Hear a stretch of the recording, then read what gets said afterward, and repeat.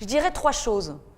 La première, c'est de choisir un mari qui partage, un mari qui est sensible à l'égalité, un mari qui vous écoute, un mari qui partage les tâches ménagères, un mari qui est là.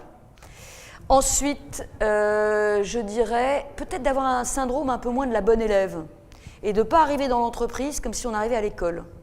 Donc ça ambiance la troisième chose, qui est en gros d'oser, de demander, de faire savoir ce qu'on fait.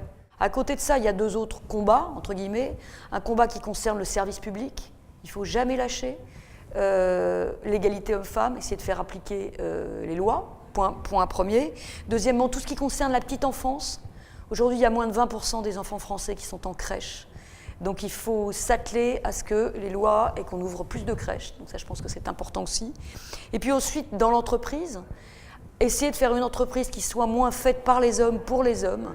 Ça veut dire quoi? Ça veut dire réfléchir sur le présentéisme, réfléchir sur la dématérialisation, et puis de juger les compétences des femmes à leurs résultats, enfin des gens d'ailleurs, à leurs résultats, et pas forcément, je dirais, à leur temps de présence.